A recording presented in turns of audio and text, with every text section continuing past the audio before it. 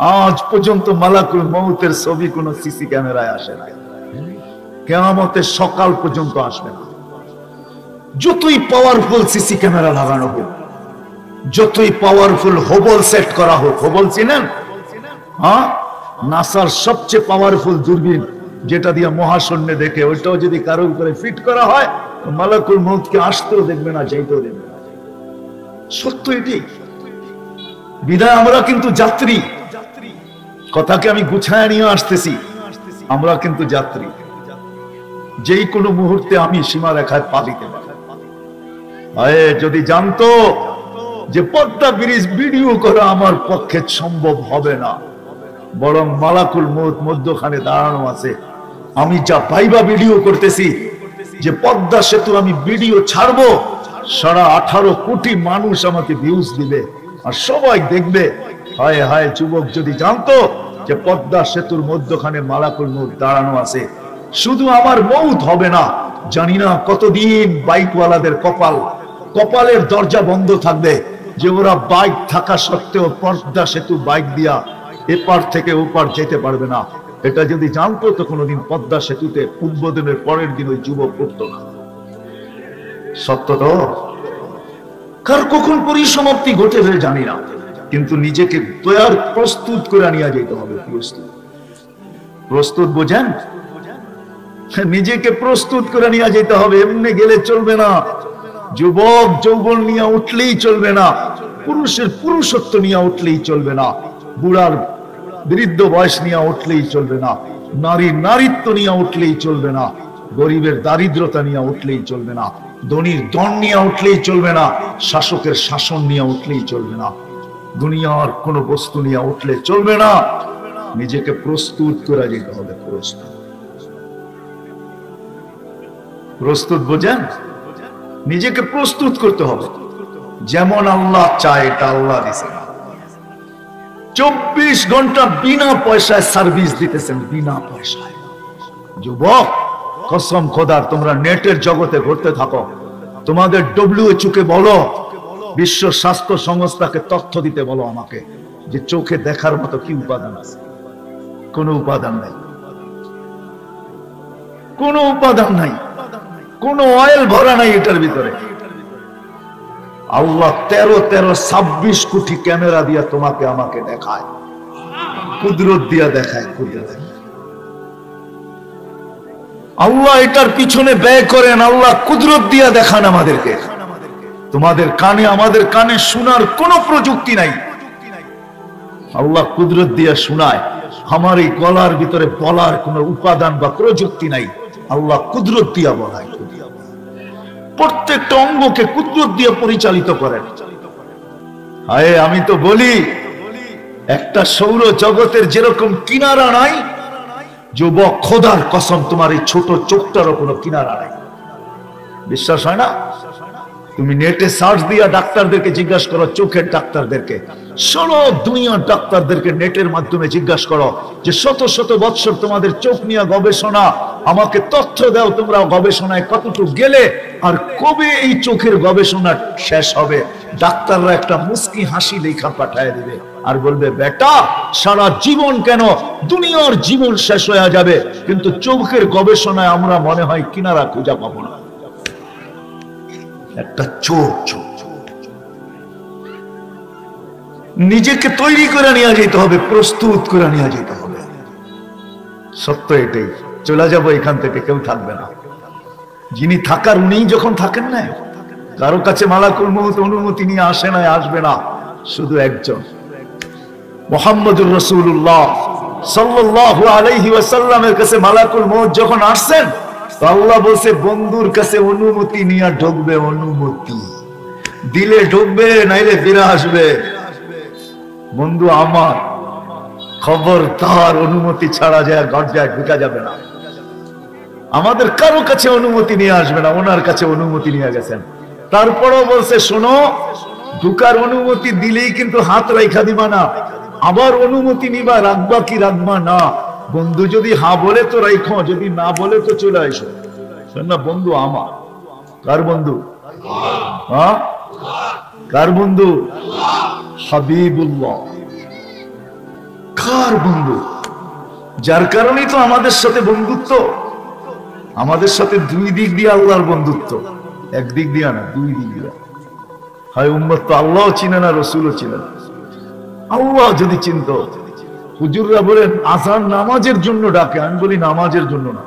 আমার মন বলে একমত হবে কি হবে না জানি না। ভালোবাসা এতটুকুই, রাতটা যখন পার হয়ে যায়, সুবে সাদেকটা যখন উঠে, তো আল্লাহ বলে আয়, কত লম্বা রাত পার হয়ে গেছে, তোর সাথে আমার সাথে কথা হয় নাই, তুই ঘুমের করেছিলি, জলদি ওঠ, আয় আমার সাথে একটু কথা বল। আবার যখন দুপুর হয়, তো সকালে বলছিস এখন তো দুপুর, আবার একটু কথা বল। বিকাল হয়ে গেলে কয় দুপুর আর বিকাল, আয় আবার আসরে একটু কথা বল। মাগরিব যখন হয়, তো বেলাটা তো ডুবেই গেল, সূর্যটা উঠলো আর ডুবা গেল, শেষ বেলার চল একটু কথা বল। মাগরিবের সময় আয় আমার সাথে একটু কথা বল। যদি বলবেন এশার নামাজ, আমার মনে হয় এশার নামাজ এই জন্য আল্লাহ যেন বুঝাইতে চায়, একটু পরে তো ঘুমাই যাবি, আবার সেই সকালে তোর সাথে কথা হবে, চল ঘুমানোর আগে একটু কথা বলেই ঘুমা। আল মুসাল্লি উনাজি রব্বা, নামাজি আল্লাহর সাথে কথা বলে। ভালোবাসা আমাদের সাথে প্রস্তুত করে নিয়ে যেতে হবে। আমরা কিন্তু যাত্রী, প্রস্তুতি ছাড়া আল্লাহর কাছে কারো কোনো অবস্থান নাই, পজিশন নাই, ইজ্জত নাই, সম্মান নাই, স্থান নাই, জায়গা নাই, মেহমান খানায় ঠিকানা নাই। যুবক, সত্য এটাই। তোমার যৌবন প্রস্তুতি নেওয়ার জন্য, নারীর নারীত্ব প্রস্তুতি নেওয়ার জন্য। আমি তো বলি বুড়ারে সাদা দাড়ি দিছেন প্রস্তুতি নেওয়ার জন্য। কেন বুড়া যখন শেষ রাত্রে ওঠে, নামাজ পড়ো আর না পড়ো, হাত দুইটা উঠায় যদি বলে মালিক কিচ্ছু নাই, কিচ্ছু নাই, হাত কিন্তু তুললাম, খালি ফেরত দিয়েন না। আবু হুরায়রা রাদিয়াল্লাহু তাআলা আনহু বলেন, এই চিৎকার তার কান পর্যন্ত থাকে না, ঘর পর্যন্ত থাকে না, আরো সে পৌঁছে আর ধাক্কা লাগে। আল্লাহ বলেন তোকে নিষ্পাপ করলাম, যেমন তোর মা আজকে তোকে জন্ম দিল। সাদা দাড়িও প্রস্তুতির জন্য। নাইলে ওলামারা কেন বলবে এক মুহাদ্দিসে জমানার সবচেয়ে বড় মুহাদ্দিস মারা গেছে, স্বপ্নে সবাই দেখছে, জিজ্ঞাসা করছে আল্লাহ কি ব্যবহার করলো? দাড়ি দেখায় পার হয়ে গেছে। দাড়ি? হ্যাঁ হ্যাঁ দাড়ি দেখায়। আল্লাহ জিজ্ঞাসা করছে বুইরা সাদা দাড়িওয়ালা কি নিয়ে আসছস?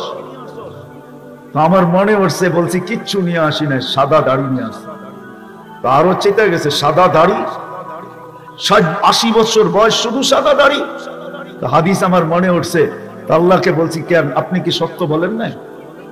জিবরিল আলাইহিস সালামকে, জিবরিল আলাইহিস সালাম কি সত্য বলে নাই? আমাদের নবীজিকে, আমাদের নবীজি কি সাহাবায়ে কেরামকে সত্য বলেন নাই? তারা কি ছাত্রদেরকে সত্য বলেন নাই? তাদের ছাত্ররা কি আমাদেরকে সত্য বলেন নাই? ইন্নাল্লাহা লা ইস্তাহি বি শাইবাতিন শাইয়াবা ফিল ইসলাম, যে ইসলামের ভিতরে দাড়ি পাকায় ফেললো, তার দাড়ি দেখলে নাকি আপনি লজ্জা পায়া যান। আয়েশা তো দেখতেছি উল্টাটা, আরো চোখ গরম করতেছেন আপনি। আল্লাহ হাসি দিয়া বলে সবাই সত্য বলছে, সবাই সত্য বলছে, আমিও সত্য বলছি, যা মাফ করে দিলাম, বাগান থেকে। তাহলে সাদা দাড়িও দিছে প্রস্তুতির জন্য, নারীত্ব দিছেন প্রস্তুতির জন্য। কিন্তু শেষ কথা, প্রস্তুতি নিব তো নিব কিভাবে? আমি কিভাবে নিতে পারি প্রস্তুতি? আমি তো অল্প বয়সের একটা মানুষ, বয়স আমার অল্প, সবকিছু সীমিত, চতুর্দিক দিয়ে প্রয়োজনে বেষ্টিত। আমি কি করে নিতে পারি প্রস্তুতি? কিভাবে নিব প্রস্তুতি? আমি আমার বিবেক বুদ্ধি দিয়া যদি নেই, আমি আমার বিবেক দিয়া নেই, কিভাবে নিব আমি প্রস্তুতি? আল্লাহর ভালোবাসার বিকাশ। আল্লাহ বলে হুয়াল্লাযী আরসালা রাসূলাহু বিল হুদা, আমি আমার নবীকে পাঠায়া দিছি, আমার বন্ধুকে পাঠায়া দিছি তোমাদের মাঝে, যেন তোমরা প্রস্তুতি নিতে পারো। বিদায় আমি বন্ধুকে পাঠায়া দিছি, বন্ধুকে, যেই বন্ধুকে পাঠানোর কথা ছিল না, বন্ধুকেও পাঠায়া দিছি। বলে আমাদেরকে জিজ্ঞাসা করেন, নবী রসুলদেরও নবী, রসুলদেরও রসুল, নবীদেরও নবী, মুহাম্মাদুর রাসূলুল্লাহ। যদি বলেন এটা পাইলেন কই? কোরআনে লেখা আছে, ইয আখাযাল্লাহু মিসাকান নাবিয়্যিন, আল্লাহ নবী রাসূলদের থেকে প্রতিশ্রুতি নিছেন, এই কথা স্বীকারোক্তি নিছেন, লা তুমিনুন্না বিহি ওয়া লা তানসুরুন্নাহু, ঈমানও আনবে, সাহায্য করবে। আল্লাহ সেমিনার করে প্রতিশ্রুতি নিছেন। সেমিনার আপনারা তো মুর্দাদের জন্য সেমিনার করছেন, আল্লাহ মুহাম্মদুর রাসূলুল্লাহর জন্য সেমিনার করছেন। সব নবী রাসূলদেরকে ডাইকা বলছেন আমার বন্ধু আসতেছে, কিন্তু ঈমান আনবে তোমাদেরও ইমাম। হায় হায়, ওই মুহাম্মদুর রাসূলুল্লাহ সাল্লাল্লাহু আলাইহি ওয়াসাল্লাম আসছেন। আমি অনেক দূর থেকে আইসা হারায় গেছি, নাহলে উচিত ছিল নবীর শান বলা। আমাদের নবী কে আমরা তো চিনি না, নবী কে চিনা? হ্যাঁ, যদি চিনতাম হায় হায় এত নির্লজ্জ হইতাম না। বলবো না, রাগ হয়ে যাবেন। এক যুবক ওইখানে নেই, এক যুবক পুরো মুন্সিগঞ্জে পাওয়া যাবে না। এক যুবক পাওয়া যাবে কিনা আমি জানি না। যৌবন বয়সে যতবার চুল কাটছে সেলুনে, একদিন যায় বলছে যে আজকে আমি চুল কাটতে আসছি বটে, তোমাকে দিয়া কাটাবো বটে, কিন্তু আজকে আমার চুলটা আমার নবীর স্টাইলে কাটবো, আমার নবীর স্টাইলে কাটবো, নবী যেইভাবে কাটতে বলছে। যদি জিজ্ঞাসা করে এতদিন তো অনেক স্টাইল চয়েস করলো, আজকে নবী কেন? বলছে একদিন হইলো আমি কাইটা রাইখা দিব, কিয়ামতের দিন যখন দেখা হবে তখন আমি হাত বাড়ায়া বলবো আপনার স্টাইলে একদিন চুল কাটছি, আমাকে কি দিবেন দেন। একদিন চুল কাটছি আপনার স্টাইলে, আমাকে কি দিবেন দেন। অথচ যে রাসূল 23 বছর চোখের পানি শুকায় না। প্রথম ওহী হইলো ইকরা, দ্বিতীয় ওহী হইলো ইয়া আইয়ুহাল মুদ্দাসসির কুম ফাআনদির। সত্য তো না ভুল বলতেছি? হ্যাঁ, আম্মা জান কম্বলের বাহিরে দেখছেন, জিজ্ঞাসা করছেন দাসসারতুকুম আনতাল খারিজ, আপনাকে তো কম্বলে রেখে গেছি, বাহিরে কেন? থুয়া তো গেলাম ঘুম পড়ায়া, এখন তো দেখি বাচ্চার মতো কাঁদতেছেন। আতাবকি ওয়া আনতাল খারিজ, কম্বলের বাহিরে আর কাঁদেন কেন? বলছে ওই ফেরেশতা আসছে আর বলছে ইয়া আইয়ুহাল মুদ্দাসসির কুম ফাআনদির রাব্বাকা ফাকাব্বির সিয়াবাকা ফাতাহহির ওয়ার রুজজা ফাহজুর ওয়া লা তামনুন তাস্তাকসির ওয়া লিরাব্বিকা ফাসবির। ওই ফেরেশতা আয়েশা বলতেছে মানুষকে প্রস্তুতি করানোর জন্য, খাদিজা মান আদু ওয়া মান ইউজিব মক্কা কুল্লুহু মুশরিক, পুরো মক্কা তো আমার বিরুদ্ধে, আওয়াজ দিতে দেরি, ফাটা পড়তে দেরি হবে না, এক আল্লাহর কথা মানবে না। খাদিজা আমি কাকে দাওয়াত দিব, কে আমার কথা মানবে? তো বাচ্চার মতো কাঁদতেছিলেন। আমার মনে হয় খাদিজা রাদিয়াল্লাহু তাআলা আনহা আম্মা জান উঠায়া নিয়া বুকে নিয়া তারপরে বলছেন আনতা আউওয়ালা দাঈ ওয়া আনা আউওয়ালা মুজিবা, আপনি আমাকে দাওয়াত দেন, আমি গ্রহণ করব, কেউ করে পারবে না। ওই দিন থেকে কান্না। যেদিন দুনিয়ার থেকে বিদায় নিতেছেন ওদিনও চোখে পানি। জিবরিল আলাইহিস সালাম জিজ্ঞাসা করছে আতাবকি ওয়া আনতা ইলা রাফিকিল আলা, আপনি তো এখন আল্লাহর সান্নিধ্যে যাবেন, আপনি কাঁদতেছেন এখনো চোখে পানি? উর্দু জগতে খুশির বন্যা চলতেছে, উর্দু জগতে খুশি আর খুশির হুল্লোড় চলতেছে। ওলামা মানুক আর না মানুক, আমার কাছে দলিল আছে উর্দু জগতে খুশি চলতেছে। কেন? ইয়াসিল হাবিব ইলাল হাবিব, বন্ধু আজকে বন্ধুর কাছে চিরদিনের জন্য চলে আসবে, এটা একটা খুশি। নাইলে আল্লাহ রাসূল চিৎকার কেন দিলেন আল্লাহুম্মা ইলা রফিকিল আলা? রফিক রফিকের কাছে যখন যায় তো খুশি আর খুশি, আপনি কেন কাঁদেন?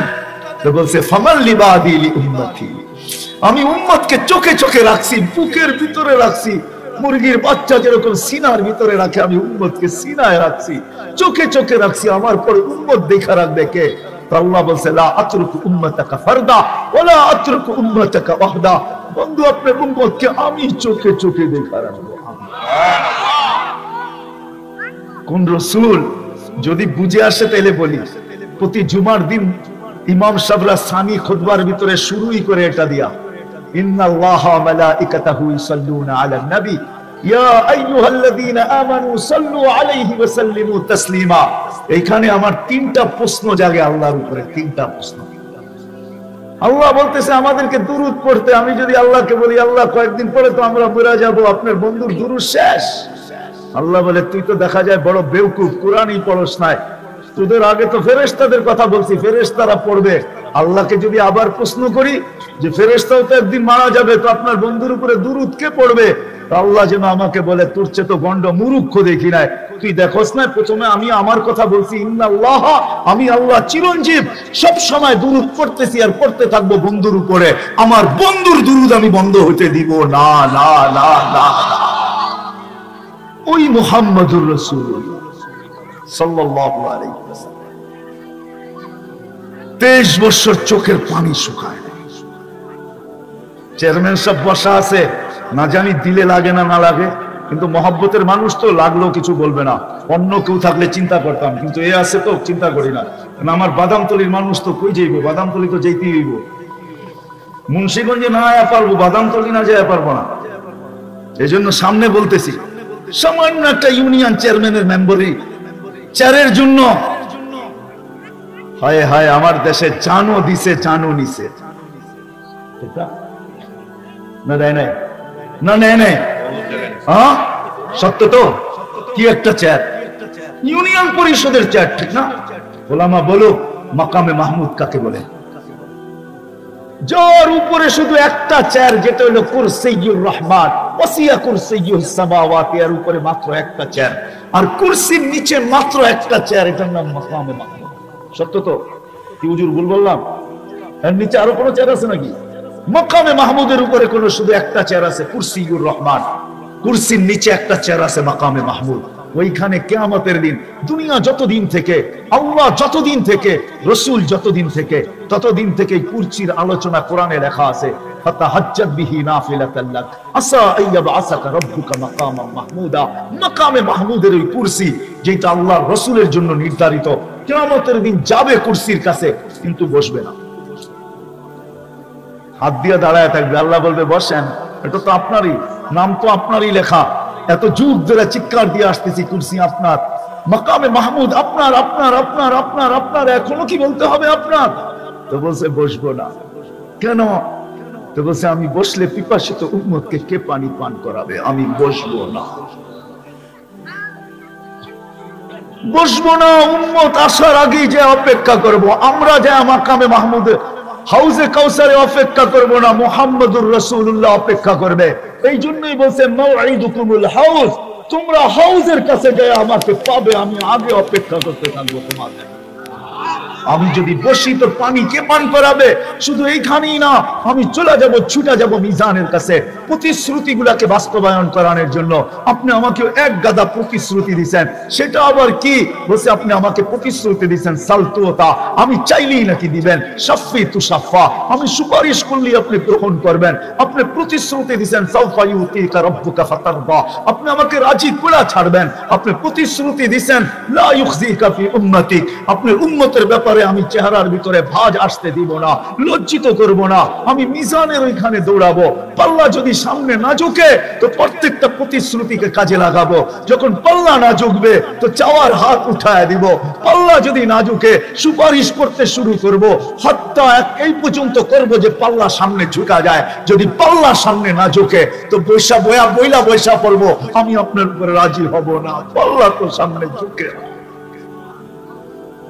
পাল্লা যদি সামনে না ঝুঁকে তো আমি চিৎকার দিয়ে বলবো, আপনি বলছেন আমাকে লজ্জিত করবেন না, পাল্লা তো সামনে ঝুঁকে না, এলান না হয়ে যায় অমুকের উম্মত, অমুকের ছেলে, নাম অমুক চিরদিনের জন্য অসফলতা অর্জন করছে।